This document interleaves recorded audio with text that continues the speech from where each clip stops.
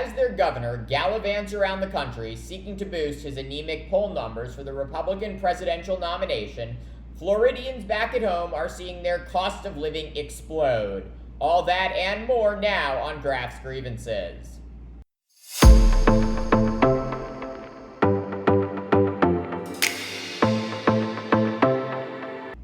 Central to Florida Governor Ron DeSantis' argument as to why he should be the next president of the United States is his stewardship of the Sunshine State's economy. With the 54-year-old Republican at the helm, Florida's economy expanded about 11% between 2019 and 2022. This impressive growth roughly doubled that of California, Texas, or New York. The COVID-19 pandemic resulting in hundreds of thousands of Americans moving to Florida seeking lower taxes and less stringent pandemic restrictions.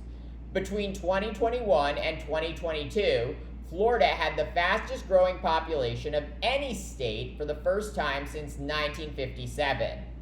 And even as population growth has slowed in the US and turned negative in some states, Florida's population continues to grow, becoming the third most populous state and fourth largest economy. Under DeSantis, Florida's unemployment rate also hitting an all-time low of 2.6%, and wages in the state increasing 9% year over year. Yet despite these positive statistics, it increasingly appears Florida's powerhouse economy is not benefiting most Floridians. The Sunshine State is now America's inflation hotspot.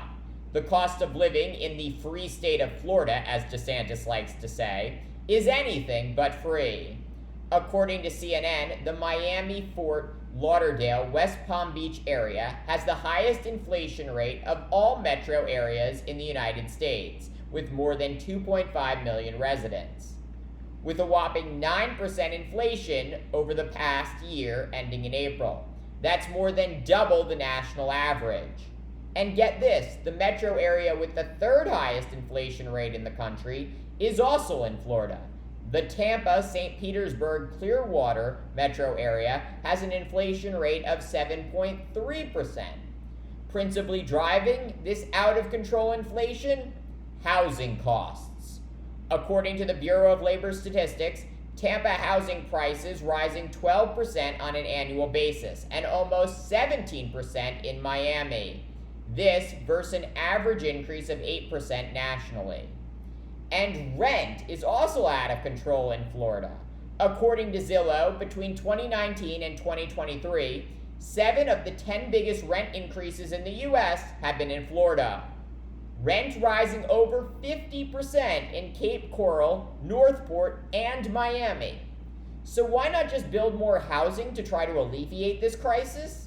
Well, homeowners insurance is also prohibitively expensive and only getting worse. According to LexisNexis, since 2015, home insurance costs are up about 57% in Florida. That is nearly triple the national average. Floridians now paying an average of $6,000 annually for home insurance, compared with a national average of $1,700. The main reason for these skyrocketing premiums?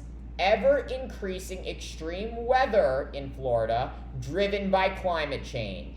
This extreme weather causing more frequent billion-dollar disasters that a dwindling number of insurers are on the hook for. Just yesterday, Farmers Insurance joining more than a dozen other insurance companies that have stopped writing home insurance policies in Florida due to exploding risk. And perhaps you think this cost of living crisis in Florida is just a terrible local issue that doesn't have broader implications for national politics. Well, I would argue, unlike culture war issues which DeSantis loves to talk about, nearly everyone, Democrat, Republican, Independent, wants to spend less on food, less on housing, and less on insurance. If Ron DeSantis does not figure out a way to quickly address the cost of living crisis in his state, it will quickly come back to haunt him as he continues to seek the highest office in the land.